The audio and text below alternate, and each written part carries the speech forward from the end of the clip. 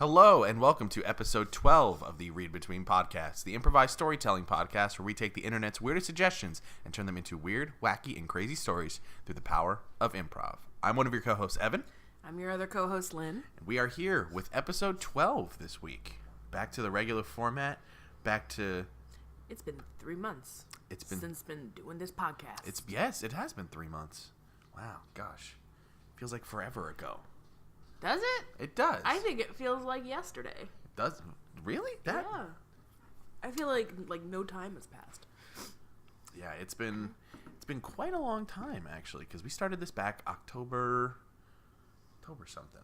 It was like October 24th, I think, was the first episode or something. It was a couple weeks after your birthday. Correct, yeah. So, late October. Yeah, late October when we started this podcast, and now it's February. It's almost my birthday. It's almost your birthday. Exactly. Yay. This is actually the last podcast recording until my birthday, I believe.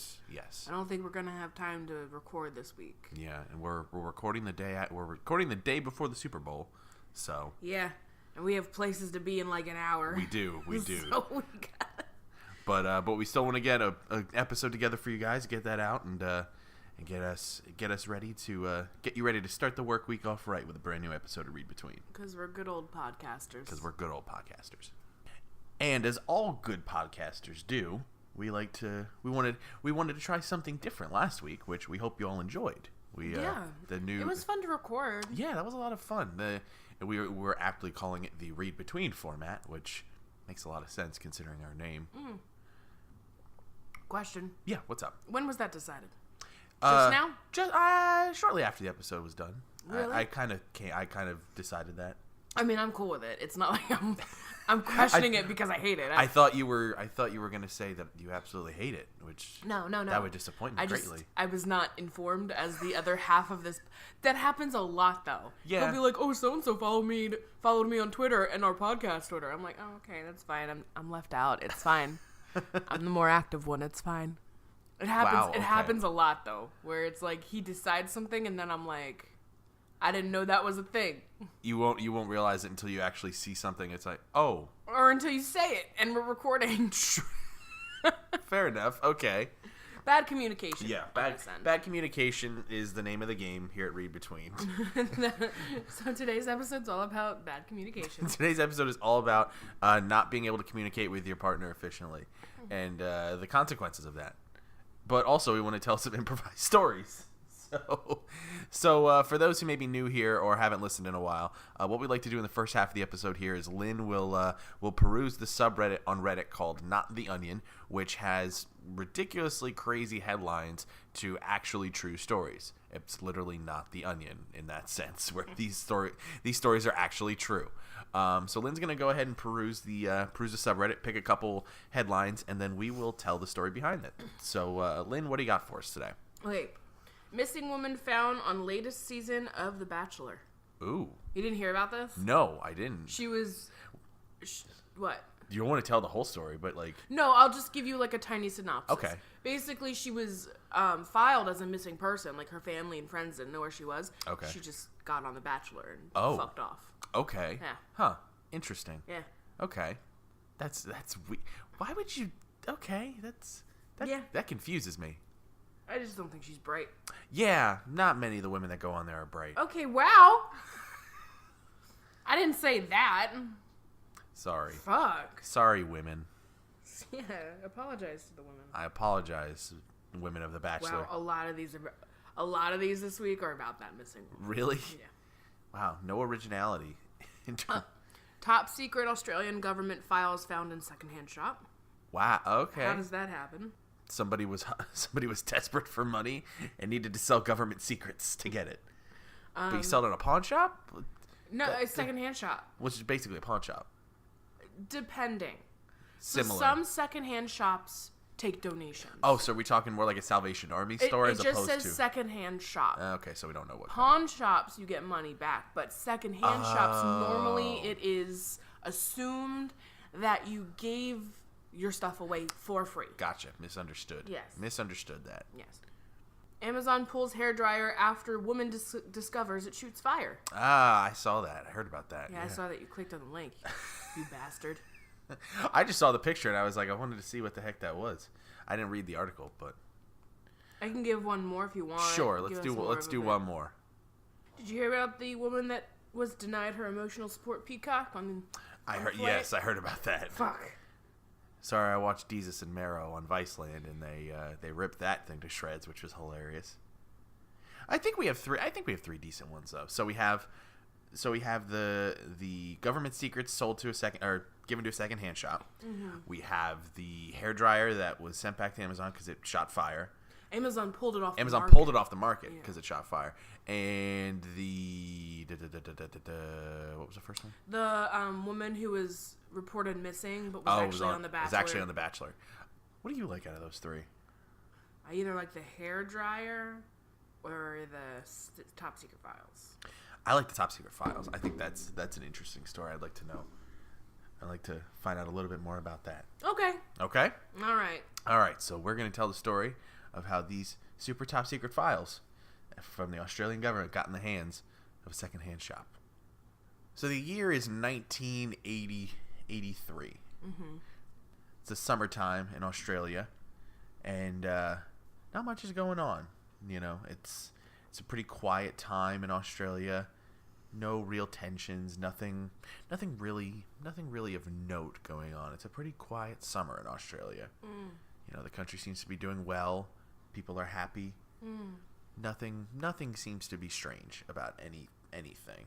No. But deep within Australia, the government was doing a lot of weird things. Government was involved in a lot of weird stuff. It made work pile up very easily. Mm-hmm. So the head of government. What's the name of the head of government in Australia?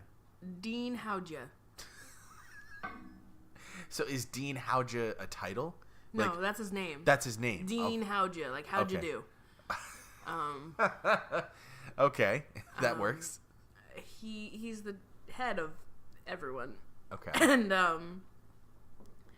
And he just got in the habit of bringing his work home. Mm-hmm. And it's not like he could prevent it. It was just because the government was just involved in so many weird things that he had to bring it home to do paperwork, file reports, get a game plan moving on it. Yeah. And I think before we go any further, I think we should clarify on what exactly this weird stuff is. Mm. And I mean now, spoiler alert, as you know, things have happened. We now know that all of what has been going on during this time is aliens. Of course. Australia heard about Area 51 and all that was going on in America. And they wanted to make Area 52. They wanted to make Area 52, 53, 54, but they started out with 52. Mm. And Area 52, boy, that was something. That was a thing. Yeah, they had, they weren't just experimenting on, one or two aliens. We're talking thousands of aliens. How they got so many is actually a little disturbing. Mm-hmm. Like, think of driving in a barren part of Australia, mm-hmm. and just coming upon a town of just aliens. Yeah, it's as we've talked before on this show about aliens, your typical definition of an alien is a tall, lanky, gray person with an elongated face and huge eyes, pointy head, no nose, nothing. Mm. But literally, back in the 80s, Australia was full of them, mm-hmm. and we didn't even know it. Nope, had no idea. No idea. I mean, it's the other side of the world. I mean, how are we supposed to know? It's true, but also it was Area 52. It was. Nobody knew what was going on in Area 52. Right, exactly. So, Dean Howja, yes. He just got used to bringing home his work. His reports on the aliens, what they've learned about the aliens. He also was in charge of, properly taking care of the aliens. Mm-hmm. Since it was the other side of the world, the government of Australia didn't want to, like, fucking ruin these aliens, so they took decent care of them. Yeah. He was in charge of, like, making sure they had alien food and alien water and alien oxygen and all of that. What's the definition of alien food and alien water? How is it different from human food and human water? You know, I couldn't really tell you. Okay. I was never given the specifics. Okay. But if you'd have to assume, what would you think? Alien food. I would assume that they're, like, super health freaks. Because have you ever seen an alien?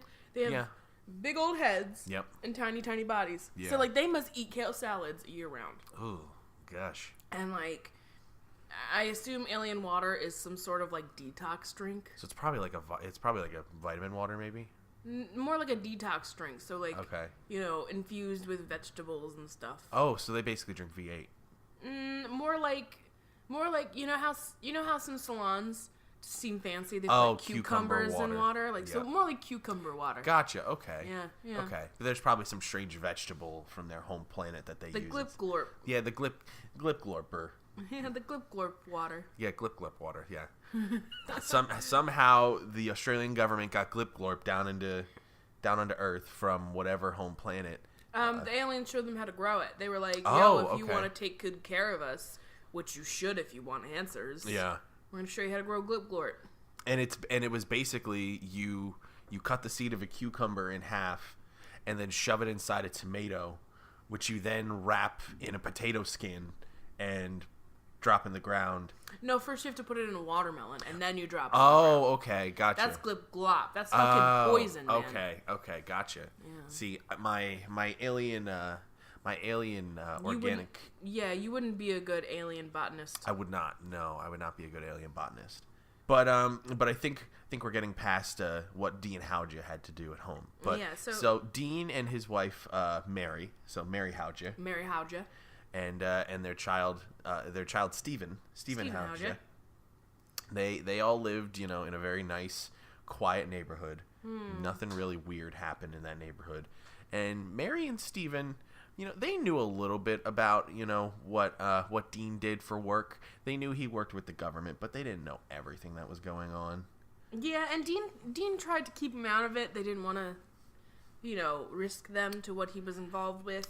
Yeah, Dean was the kind of guy that liked to keep work at work and home at home. Even though he was bringing home his work every night. Yeah, and locking himself in his study. Yes. So yeah, he was bringing home work, and Mary is a sweet woman, because they are a family and they only have so much space in their home. Mm-hmm. She cleans a fucking lot. You know, like Dean's got a pretty nice job, and he basically was like, hey babe, you don't gotta work if you don't want to. And she was like, okay, cool, I'll just like stay home and take care of the kid. And so she cleaned a lot. Mm-hmm. And one day she decided, you know what, we gotta declutter our garage, we gotta declutter that study, we gotta declutter the kids' room. I'm just gonna put a whole bunch of stuff in a box and bring it over to Goodwill. Mm-hmm. So she found a box in the study, but she didn't realize that at the bottom of the box was a manifest of the purchases made for all of the aliens, along with specific aliens' names. So some of them maybe have had health problems, or maybe they had like a high upstanding with the group of aliens that they were with. So there were some files, and she didn't really see it when she picked up the box. So she collects a couple of things, old trophies, some old clothing, toys that are, too young for Steven, and she brings it over to the secondhand shop. I like how trophies go to the secondhand shop. It's interesting. Well, I mean, have you ever thought of that? Like when you were watching like cartoons and stuff, is like when they clean up stuff, the first thing they grab is trophies. That's true. That is weird. Why would you take a trophy of yours with your name on it to a secondhand shop? Unless good job, Steven. You're good at math. Unless it's just one of those generic like honorable mention trophies, or you participated trophies. And like you can like unscrew the plastic. Yeah, but have you ever gone to a secondhand shop and seen a trophy? Maybe? No. Oh. I've been to many. Okay. Never seen a trophy. So I wonder maybe they just throw them out? Maybe they do. Poor trophies. Maybe stuff that's like personalized they don't like to keep. Maybe they fucking sell that shit. Or they have just like a section in the back. Like it's like, yo, you got that shit with my name on it? Sure. Maybe. You want $5? It's like the adult video section in a 48-hour video or something like that, where there's like a curtain. You can obviously see there's something back there, but you have to be 18 or older. You have to be 18. So like you as a child, you lose your trophy, and you're like, Mom, where'd you put it? And she was like, I don't know. And then you go to the local video store and you see in the back next to the porn videos. And it's been fucking 10 years, and you're like, oh my god, my baseball trophy. And then the guy behind the counter is like, yeah, $5 for 2 days. 2 days? It's my fucking trophy. 2-day rental. It's a 2-day rental. Oh my god. So like, you could potentially be a person who has done nothing in your life, but you just make yourself feel better by renting out trophies and adorning your home. Well, yeah, it's like one of those things. Like if a guy goes out on a date and brings a girl home, she wants to come back to a room with a dude that's got a lot of accomplishments. Yeah, I was in the Olympics. Yeah, I was in the Olympics. I was a spelling bee champion. I won an Oscar. I was a mathlete in 5th grade. In the 3rd grade, I was football MVP for Little League. Like a guy, like girls like guys with lots of trophies. As you see, my attendance is off the record. Off the record.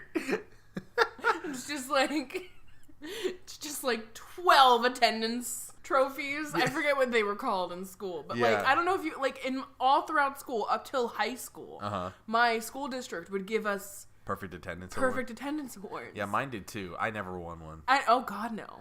I was that kid that would go to the nurse and be like, I'm not feeling well, and then she would be like, fuck off, you said that 3 days ago. I was a kid that went to the nurse because I was scared of thunderstorms, but that's a different story for a different day. Yeah, Evan had a bit of a thunderstorm. So we're losing track of the story here. So Mary, how'd you? It's okay, I had a person phobia. So. Oh, you did? I hated people, and I went to a school with like 4,000 people in it. Oh, jeez. That sucks for you. I hated people. Anyway, I lost track. Where did we end off? Mary Howjick gathered the box that had the manifest of the purchases and information on some of the aliens, and took it to the secondhand shop. And she took some other stuff as well, like trophies and things like that. Yeah. So the papers weren't visible at first. Right. Exactly. Yeah. And secondhand shop, they just looked at the box, looked it over. They're like, yeah, that's fine. Take it off her hands. Went on her way.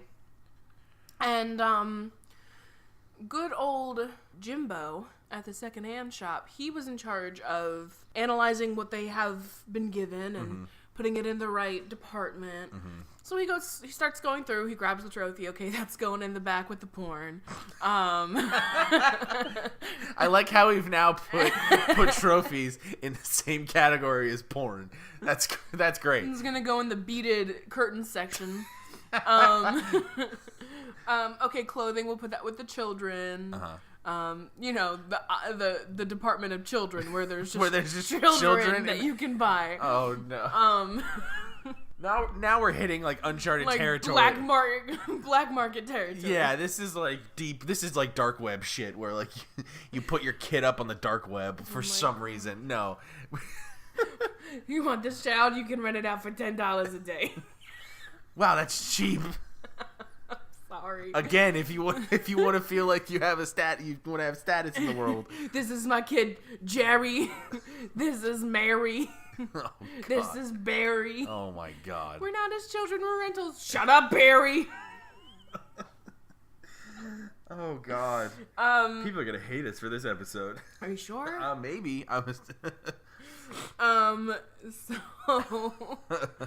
So Jimbo, he did his job very well and sorted everything out, and then he sees the papers at the bottom, and he's like, "Well, we don't have a department for files yet. I know we have a department for the X-Files. Porn and they have a department for the X-Files where people just bring in all their secondhand. Oh god, yeah. Wait, no, this is the 80s. The X-Files wasn't invented yet. Shit. Damn it. We're 90s babies. And Damn people it. can tell. Damn it. Was Forensic Files on in the 80s? I don't know. Shit. I'm a 90s kid. I don't fucking know. So I don't know. Murder, She Wrote. It goes back in the Murder, She Wrote aisle.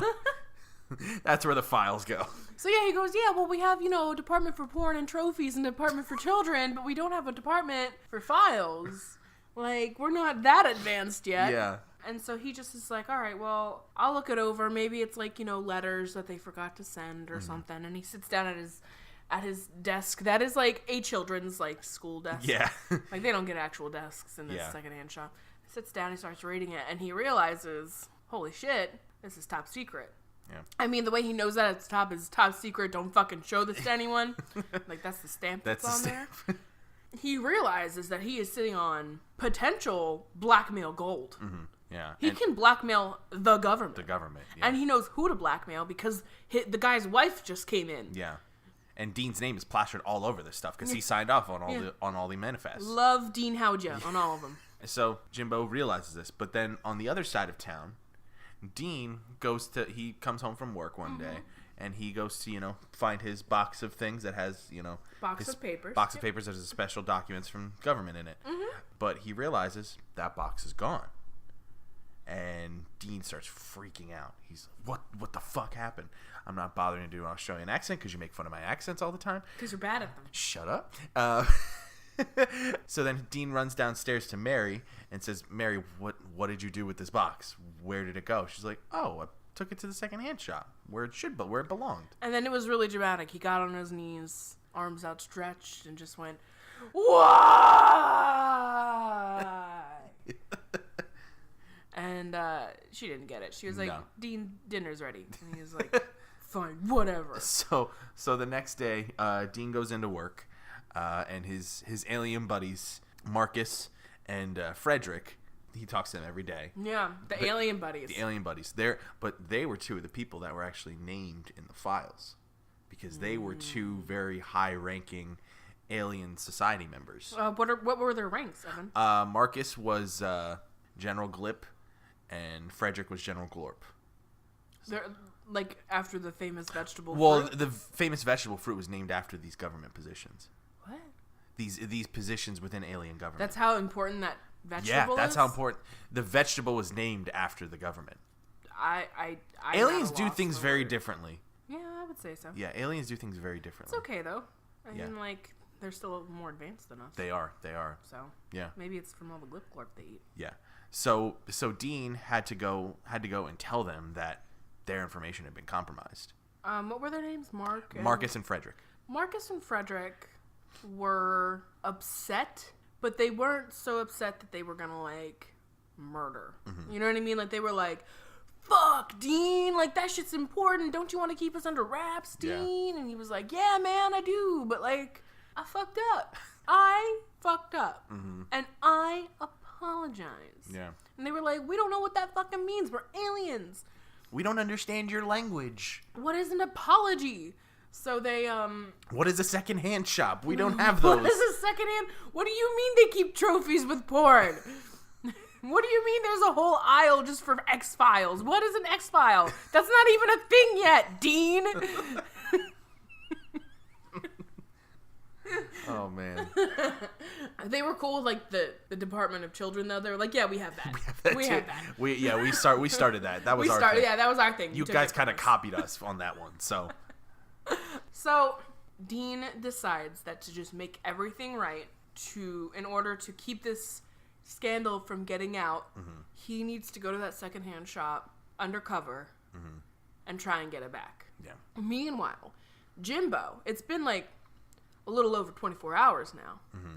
and Jimbo has started writing his ransom note, and he did it like old-fashioned way, cutting out letters like, from magazines, yeah, and pasting it together. So he was like a third of the way through. He destroyed the magazine section in the process because the secondhand shop had a section for magazines, for used magazines. Used magazines, yeah. Yeah, you know, it was right outside the beaded curtain. Secondhand shops in Australia had a lot of weird shit. Just a lot of weird. They had livestock sections too in secondhand shops. With the children? It was like a petting zoo? They were in the same pens. Oh my god. I'm kidding. They had their own. The children had their own pens. We're going to hell. We're horrible people. It's sad. No, it's not satire. It's jokes. Yeah, there's no satire. There's no satire. Folks, it's just jokes. Just jokes. Hashtag just jokes. We put a not safe for work tag on all these episodes. It's meant to be explicit. We do? Yes, we do. I don't even know. Yeah. We're sorry, folks. It's not. Anyway, Jimbo. He's like a third of the way through this letter. Mm-hmm. And he thinks it sounds pretty good. Mm-hmm. says, Dean, I have your files. You want them back? $2 million and a handshake from an alien. Love, guy who has your files. Everything, by the way, ends in love. Okay. Like, in the way of, like, letters. Like, that's how you sign off in Australia. You just say love. Even when you get fired from a job, it's like, you have been fired for stealing paper clips. Please clear your desk out immediately. Love, the boss. And, like, of course, there's always, like, a little heart next to the love. Yeah. And he thinks it sounds pretty dang good. Mm-hmm. And so he's folding it up and he's putting it in an envelope when Jimbo's boss comes up and says, hey, we got some fresh meat here to help you out. You want to, like, make him do things, Jimbo? No, Jimbo doesn't know this, but it's actually Dean in disguise. See, that's the nice part about working for the government. You get access to a lot of disguises. And they're, like, good ones because you're the government. Yeah, exactly. So Dean looks like a man who is in his mid-40s, meant to work at a secondhand shop. Much like Jimbo. Right. Audience, I'm going to let you decide what that person would look like. Yes. I'm not going to make any assumptions. Send us an email, readbetweencast@gmail.com. Let us know what you think he looks like. Send us fan mail. Send us fan art. I want to see fan art. I want to see fan art of Dean and Jimbo. Yes. Also, we still want to see fan art of John Carpenter's Sonic at some point from episode 3. Yeah, please. That's a great episode. Yes. So Dean gets to know Jimbo. You know, hey Jimbo, how you doing? How's life? Mm-hmm. And Jimbo, it's good. It's about to get better. Wait, Jimbo, what was that supposed to mean? Oh, nothing. It's nothing. Don't worry about it. Are you sure? Yeah. Well, it sounds really important. It is, but I want you to know. I don't know who you are. And he goes, well, I'm Johnbo. Johnbo. And Jimbo looks at him and goes, what? My name's Johnbo. Was that the name that your mom gave you? Yeah. My name's Johnbo. Oh, really? Everyone thinks Jimbo's a nickname, but it's my name. That's what my mom named me. Yeah, Johnbo was, this is before Rambo came out, too, so. Yeah.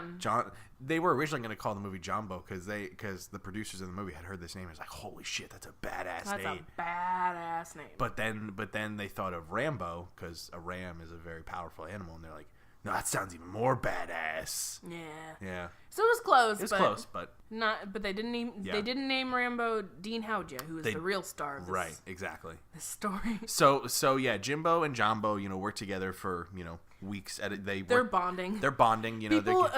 People didn't know where Dean went at work. They were like, "Where the fuck did he go?" Yeah, he didn't, because he only told the aliens, and the aliens were like, "We'll keep it secret." Yeah, and Marcus and Frederick were really trying hard to just keep a low profile about it. And they're just like, yeah, he took sick leave. I don't know. That's all we know. We don't even know what sick leave is. We don't know what that means. We don't know what it means. But eventually, Johnbo, also known as Dean, one day during their lunch break, Jimbo was taking a nap in his little desk, and Jimbo had found the ransom note. Dean had found the ransom note that Jimbo was working on. God, these names are confusing. And I'm fine with it. You're fine with it. So Dean found the ransom note, and he was super confused. He was like, this guy's trying to extort me for $2 million? That son of a bitch. And a handshake with Marcus. And a handshake with Marcus. Marcus doesn't do handshakes. He doesn't know what they are. Marcus is a hugger. All the aliens are huggers. He didn't even read the files. No. So Dean took it upon himself to make sure that this ransom note never saw the light of day. So during his lunch break, he went to the back. He went to the section with the trophies. Mm-hmm. He grabbed a bowling ball trophy. Yeah. Came back. And he smashed it over Jimbo's head. Jesus. I mean, it didn't kill him, but it knocked him out. Knocked him out. Okay. So he then rummaged through the file section, which was right next to the beaded curtain, and Dean got a little distracted, looking at all the trophies and porn, while he was trying to find the files. He's a porn guy. Dean is a porn guy. So he finally found the files. Mm-hmm. He walked out, never to be seen again. And shortly after, Area 52 was shuttered. But to this day, we don't know if it still exists. It may not. But there might have been aliens there. There might have been. Those aliens might have been huggers. But we'll never know, because they'll never tell. Unless if those files get back into a secondhand shop. Unless if they do. We'll have to see. The end? The end. Wow, that was a long story. Yeah. I don't know why it was so long. I think we just got off on the tangents of, like, the trophies and porn. And We like talking about porn. We haven't talked about it much on this show. We like talking about. Stay tuned to this God. summer for our porn podcast. What, we review pornography? I don't want to. I don't either. I don't know why we got off on this tangent. Actually, speaking of porn, one of the articles in there was about Rugrats porn. Oh God! I don't know. No. Oh, okay. My mind needs to take a break. That sounds illegal to me. Yeah, my mind needs to take a break now. I need some eye and brain bleach. All right. So you didn't see the picture. I'm glad I didn't. So it's just adults dressed like babies. No porn stuff went on yet. So we're gonna take a break, and we'll be right back with another story. That's hopefully a lot less disturbing than what Lynn just talked about. So we'll be back momentarily. Look, people are into weird shit. Hey guys, Evan here. Just wanted to check in here during the break and give you a little update on things going on here at Read Between HQ. Not a whole lot going on at this point. We just wanted to say thank you for the amazing response we had to our first episode with our guest storyteller, Justin Passino. That was so much fun to record. We had such a great time with Justin recording that episode, and we look forward to having a lot more guests in the future come in and tell some ridiculous stories with us.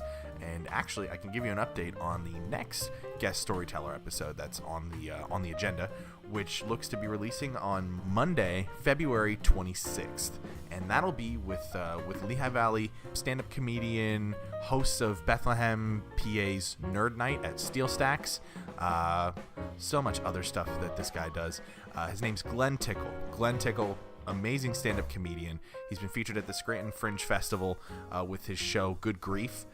His latest album reached the Billboard charts for comedy, and he does a monthly show at Steel Stacks in Bethlehem, PA called Nerd Night, which is a show all about nerd culture and has all sorts of speakers and everything like that come and talk about different topics. So Glenn's really involved in the stand-up community here. He's a great friend of the improv community here, and we're very excited to have him on the show. So get excited for that episode that's coming on Monday, February 26th. So we'll be sure to have more information about that before that comes out.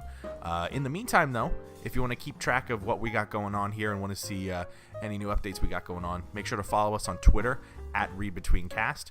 You can check out our Facebook page, which is facebook.com/readbetweencast. You can also find us on, you can find the show on YouTube, Pinecast, iTunes, Google Play, Stitcher. Just search Read Between Podcast. You'll find us there. You're bound to find us anywhere if you just search Read Between Podcast. And also, if you have any suggestions for stories or any any comments, feedback, anything like that, be sure to send it to our Gmail address, which is readbetweencast@gmail.com. Now, without further ado, let's get back, tell another story, and hopefully rid ourselves of whatever the hell we talked about at the end before this break. So, see you soon. All right, and we are back. Have you cleared your mind out of the gutter? It's always in the gutter. No. I'm a trash person. All right, well, guess we're just gonna have to live with that then. Yeah, you should. Dude, you should know this. It's been like 3.5 years. It's been 3.5 years. I should know this by now. So, okay. So, for those of you who haven't listened to a second half of our episode before, which if you haven't, what the hell are you doing? Listen to a whole episode, you weirdo. Yeah, you jerk. No, I'm not calling you a jerk. I'm calling you a jerk. Okay. But if you haven't listened to our show before, or if you haven't listened to a second half of the episode in a while, what we like to do here is I use a website called fantasynamegenerators.com, which has a book title generator that will randomly generate some book titles for us, and we'll spin the wheel a couple times, see what it comes up with, and we'll choose one to tell a story about. So, Lynn, can you give me a genre that you'd like me to randomly generate a story from? Horror. Horror. All right. 1, 2, 3. Okay. Strangers who stare. That's me in public. I stare at everybody. That is you. Also, there was one called Student with Black Hair. I saw that. I looked over your shoulder. Okay, so we'll go with Strangers who stare. Okay. Next genre. Romance. Romance. All right. 1, 2, 3. Wife with funny socks. There was also just one called Learning from the. Just learning from the. But wife with funny socks. Wife with funny socks sounds good. All right, and the final genre. Nonfiction. All right. 1, 2, 3. Ooh, gosh. Crafting without restrictions. No, Jesus Christ. What does that mean? I don't know. Some of these titles make no fucking sense whatsoever. I like that one, though. You like crafting without restrictions? Yeah. All right, so without further ado, let us tell the story of crafting without restrictions.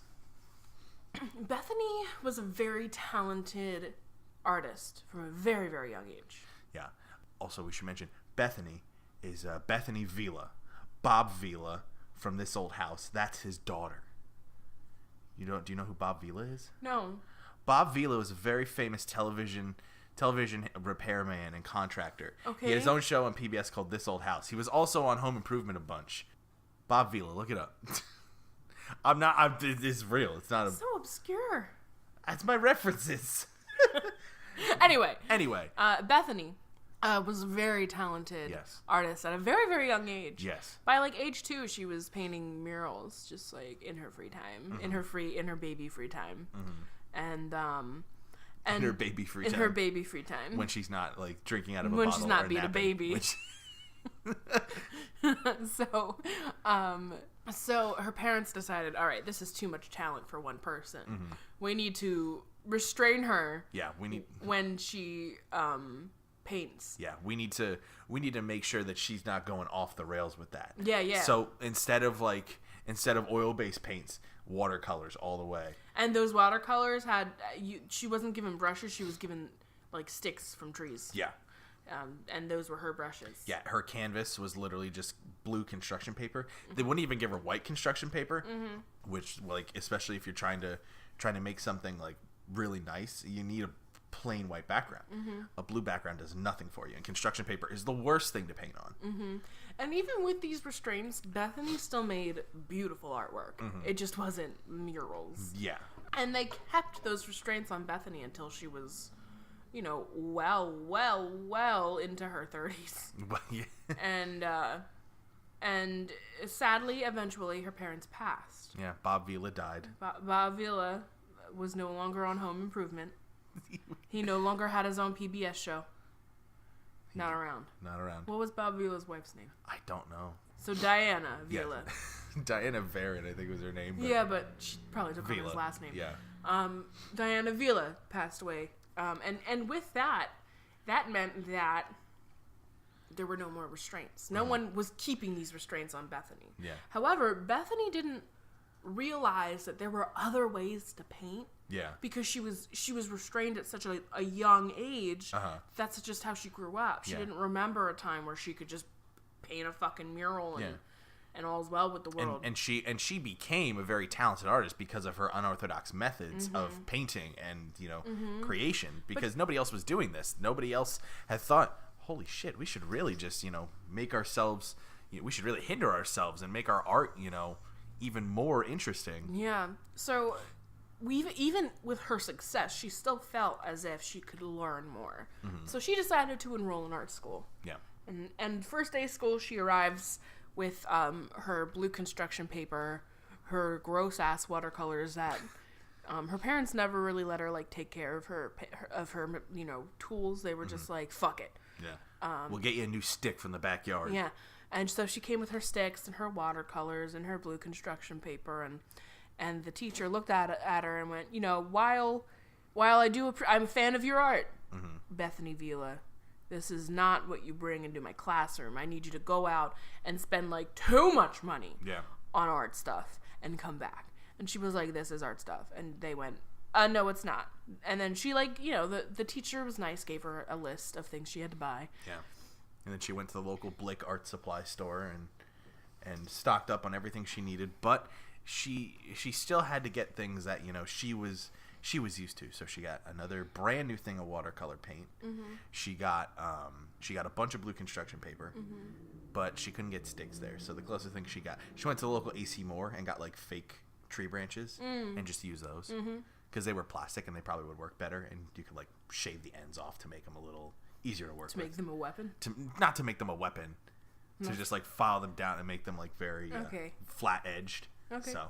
I gotcha. So, yeah, she comes in with her new set of proper paint tools and, like, an homage to her old style. Yes. And the teacher was fine with it. She was like, hey, as long as you have the materials I need you to have for this class, I don't care. And Bethany started to learn. So at first, she was only still using her old materials. And they found that it was really, really hard for her. It was a hard concept for her to understand that, no, that's your style. We need you to do a traditional style of paint. And she was like, that's all I've been doing my entire life. What the fuck are you guys talking about? Yeah.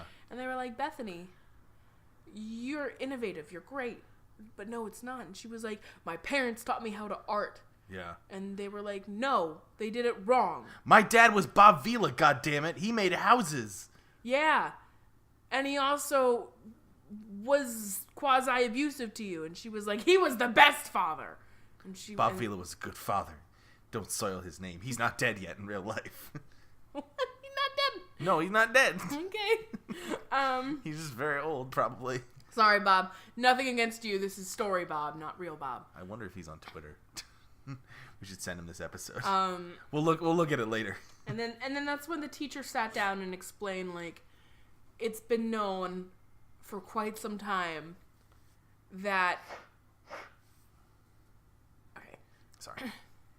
She said it's been known for quite some time that your parents have restrained you artistically to keep your true talent from coming out. Yeah. And she was like, what do you mean? And that's when her teacher just gave her paints and a blank wall and said, paint, my dear. So now you said blank wall. This is a mural art school, correct? Where it's basically all they paint is murals. No, it's an art school. Oh, okay. But she just had a blank fucking wall in her art class. Gotcha. And even though, like, it's owned by the college, she was like, they're not going to do anything if Bethany Vila paints.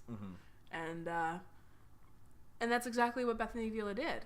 She made a beautiful mural, and she did not leave the classroom until that mural was done 2 weeks later. Yeah, she was in there day and night, all hours of the day, all hours of the night. She barely ate.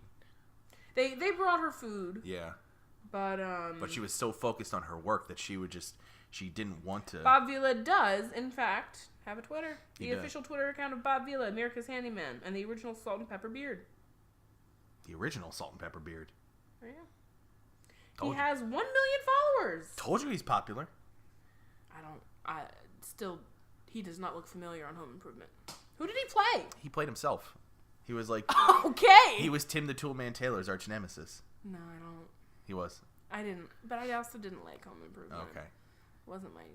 Yeah, wasn't your jam. No. No. Where were we? She was in the she was painting that wall for 2 weeks straight. She was painting that wall for 2 weeks straight. They gave her food along the way and made sure that she was, well hydrated. And when she was done, she took a step back and looked at her artwork and went, "Oh my God, I'm an artistic genius." Yeah. And she excelled at school. It took her like a year to graduate. To graduate from a 4-year program. Yeah, from a 4-year program.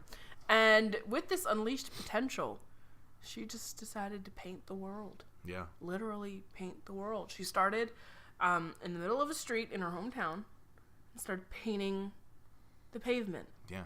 She started with the street. Then she moved on to the sidewalks. Then the grass. Then the people's homes and their cars. Yeah, and then the facades of the local businesses downtown. And then to the rooftops so that anybody that flew above could see all the beautiful artwork on top of the rooftops. And then she moved on to the ocean. She painted the ocean with cruelty-free paint. Let's just like not kill the animals. She had commandeered planes to drop giant tanks of this, cruelty-free paint that, could drop in the ocean and dye it. Dye it like all these different colors. Like, have you ever seen those vats of paint that like they do the weird swirl patterns on like guitars and stuff like that? That's what it looked like. That's what it looked like in the ocean. But cruelty-free. I don't want to kill animals. No, absolutely not. And then she even moved on to like, famous buildings. She repainted the Empire State Building. The Taj Mahal. Yeah. the Great Dome. Yeah. Just crazy things that, like, shouldn't be touched, and she was like, I'm gonna do it. She painted the Great Pyramids of Giza, and she repainted the Sphinx too. Mm-hmm.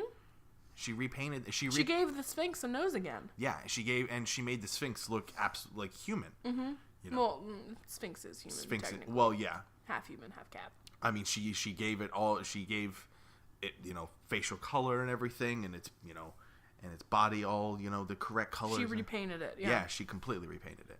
And sooner rather than later, the entire world was just her own orb of art that could be seen from outer space.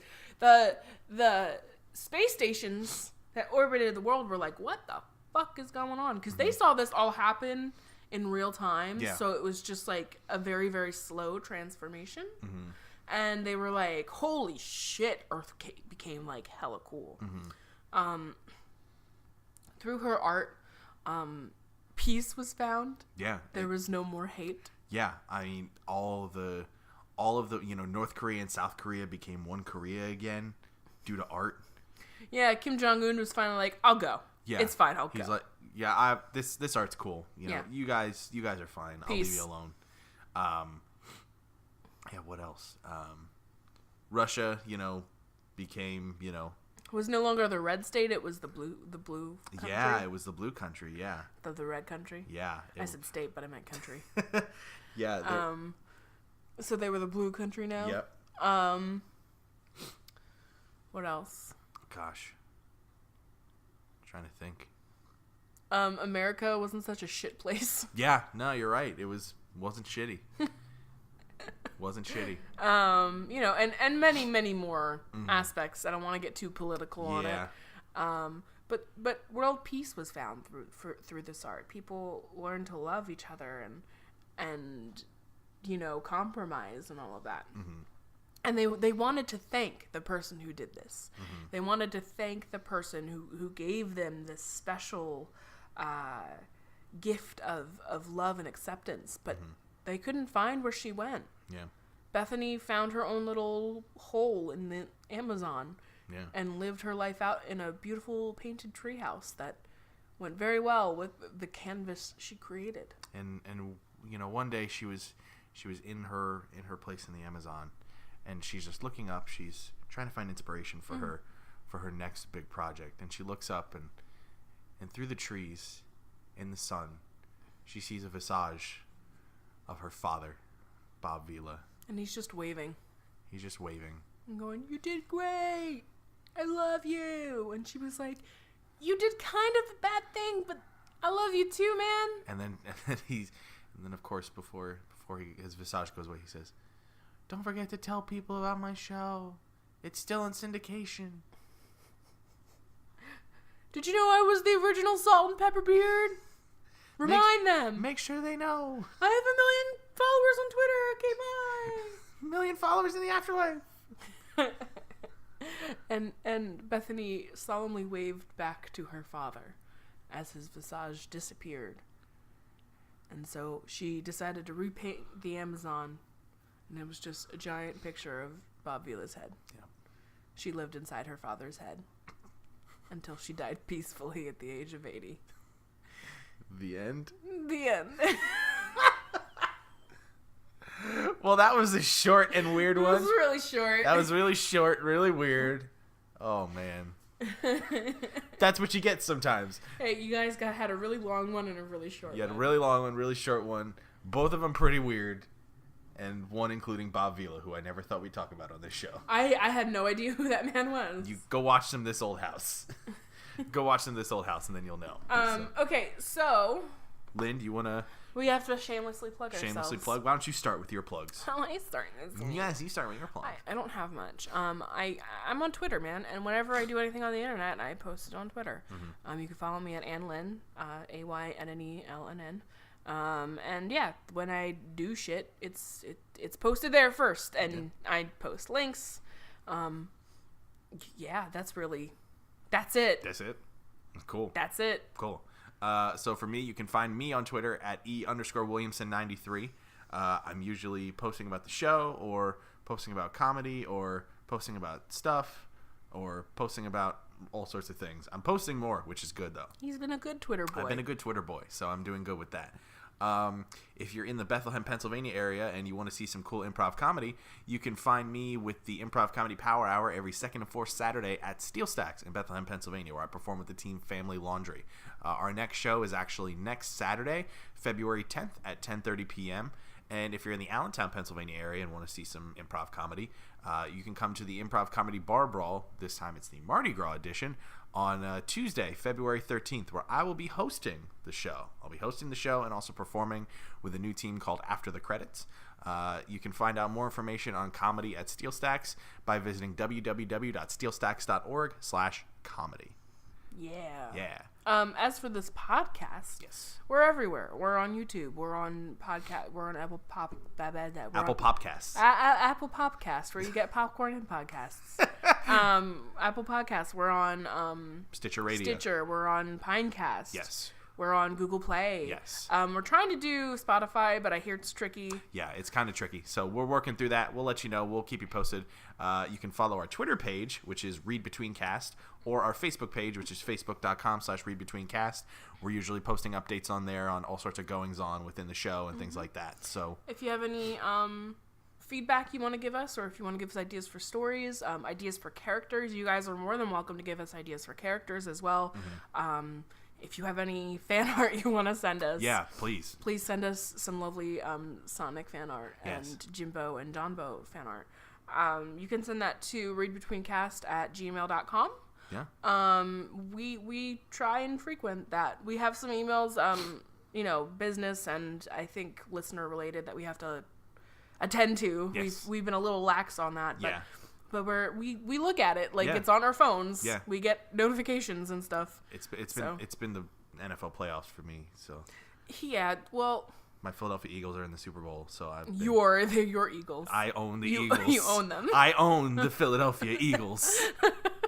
But yeah, we do look at it. We do get notifications on our phones. Yep. So please feel free to be like, hey, this is great, or hey, this is shit. Yeah. Our DMs are open on Twitter. Yeah, you can rate us on pretty much any of those podcast services. Yeah, services that we listed, or make sure you subscribe, leave a rating, let us know how we're doing. Make sure you subscribe so that you're notified when the next episode goes up. Heck yeah. Which is usually every Monday at 9 a.m. Yep. 9 a.m. Eastern, not 9 a.m. Pacific. No. We're on the East Coast. Pacific, it would just be 6 a.m. so you can listen to it on your way to work. Yeah, exactly. But yeah, anyway, we're going to leave you guys alone, and we're going to, I have exactly 45 minutes to get ready and leave, so we will talk to you guys later. All right, see you guys. Enjoy the shit. Enjoy the shit. Enjoy the shit. Enjoy the shit. Not what I meant to say. Have a great week. We love you. See you next week. Bye. Bye.